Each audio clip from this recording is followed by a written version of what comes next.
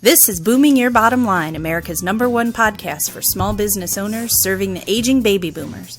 We're going to give you what you need to reach, earn, and keep some of the 76 million boomer consumers in your community.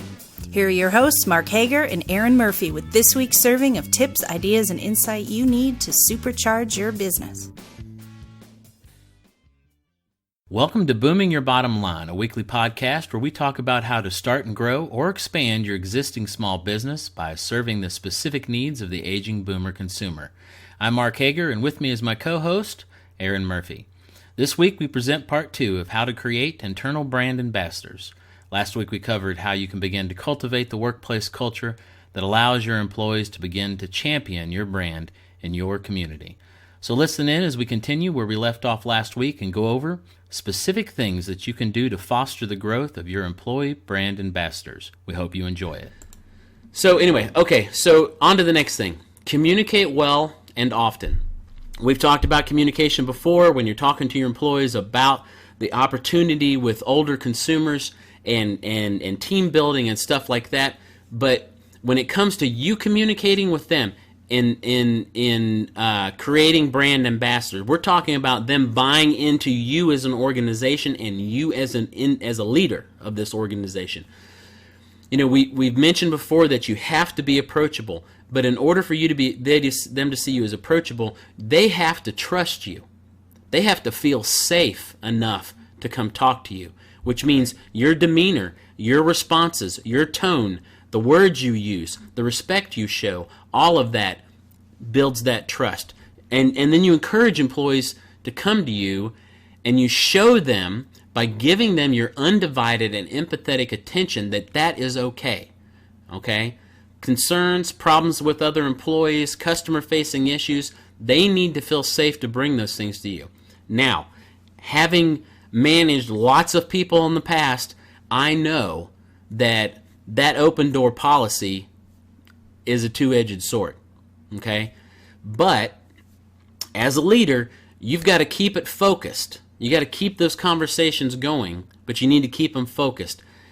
Certain types of people will abuse that, but when you have those on your team, you let them come in, get them to the meat of what they're saying, and then let them go out. Yeah. Don't let them eat into your time. Be the leader that is important for you to be, but then shuffle them along. You've given them respect and you've heard them out, and if it's important, you're going to do something about it, but then you move on to the next thing that you need to do. Okay? Yep. Consistency is so important because even though that one person may not respond to what you're trying to build, the other employees are going to see that you're giving that employee that time. You're just not letting them eat your time up. And, you know, as a side note, when it comes to stuff happening in your company, don't let your employees be the last people to find out about what's going on. Okay, that is a knife through the back. Yep. If you get awards, if you're part of something that's important, that, you know, even if it's just a side project that your company is that under your company brand you're working on, or something's going on in the community that's going to be coming up in a few months, don't wait till the day before it happens to tell them. Don't go to the awards banquet and say, "Hey, look what I got last Friday." Let them be a part of it. And if it's news, if you guys are getting an award or something big's about to happen in your company, let them help you tell the public about it. Let them be a part of that. Yeah. Absolutely. Yeah. Absolutely. And, you know, and let them be social. You know, social media scares some people, but it really is a part of our life now, and you just got to deal with that. So talk to your team about social media usage. You know, I personally have somebody who does my social media with my help. I train them how to do it, what works, what doesn't for us and the brand we want to have out there, and explain how it's both positive and can be a negative, just so that they're respectful of that and they use it in a positive way. And again, you know, writing scripts and systems for that will help you influence the outcome. Right. And, you know, talking about social media, I think this is one opportunity that business owners, you know, maybe they haven't thought about it or they haven't taken advantage of it, but it's something that you certainly should, and that is you need to make it easy. You know, it's not just that you need to accept that social media is part of our lives. You need to make it easy for them to share you online. Get them involved by letting them know things on Facebook and Twitter and LinkedIn that you've published as the business.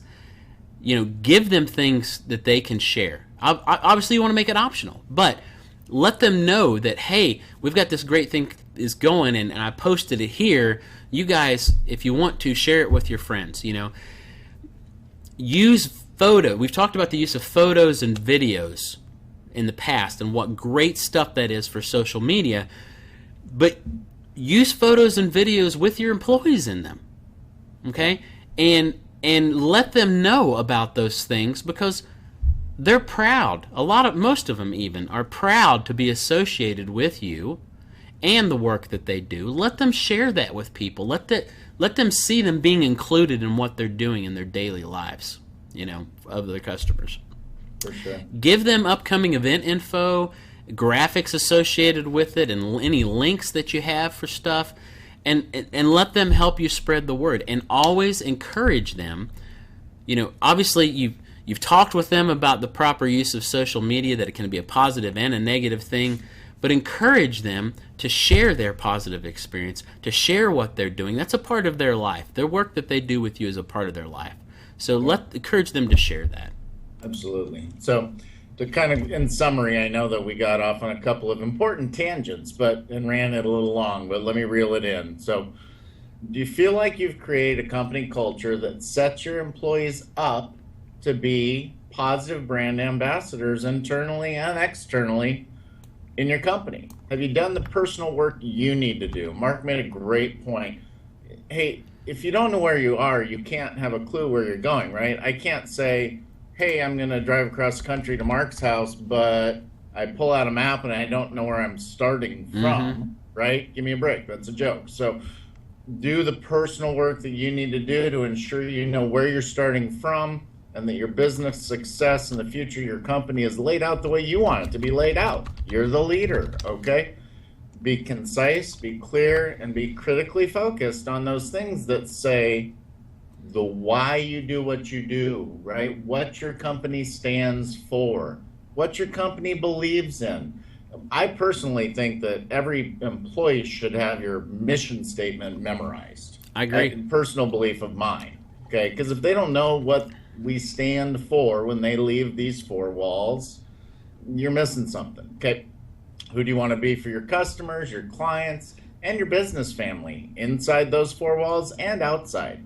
If you haven't paused long enough in your daily grind to get clarity in this specific area of your personal business and your mindset, and you haven't shared that information in a way that's easy to digest and implement with your staff and your employees, you are wasting money, okay? You're missing out on free advertising, free marketing, both online and in your community, and you need to be doing this so that they can interact with your community on your behalf. And if you haven't addressed this, guys, you got to fix it now. Agreed. All right, so we'll stop there this week. Thanks for listening. If you feel that we are providing new and unique value to you and to the marketplace, then please take a minute and share this episode on Facebook, Twitter, or LinkedIn. And don't forget, we're available on iTunes and Stitcher as well. Yep, absolutely. Have a great week, everybody. And don't forget, if you believe in your community being a valuable part of it, it's time to make a shift in your thinking and your business approach to the boomer consumer and their family and caregivers. If you think you're ready for this shift and you want to dig deep into your own business, beat your competition, lead that charge, lead the change, and change your financial life in the process, I'm going to recommend that you should drop us a note with any questions or comments that you'd like to schedule, or if you'd like to schedule a consultation about your specifics of your company. You can do that with an introductory interview with Mark, and we'll find out if we're a good fit together, okay? Everything we share here is for free. It's general in nature, but to truly make this your year, you need to pay to dig in deep to your business. You can make your business better. You can reach more people. You can make a bigger difference in your community and your bottom line. You have to want it. You have to feel this, and you got to dig deep. But when you are ready to do that, we're here for you. We want you to reach out, get out of your comfort zone, and get in touch with us. You can reach us at smallbusiness@ageinplace.com. Until then, be bold, be blessed, and boom your bottom line. If you would like to work with Mark and Aaron, have any questions about the show, or have a topic you would like them to cover that would help your business, please send an email to smallbusiness@ageinplace.com or call 865-236-1247. You will find the podcast archive, articles, and more to help you as you build your company at ageinplace.com/smallbusiness. Booming Your Bottom Line is a joint venture of ageinplace.com and Empowering the Mature Mind.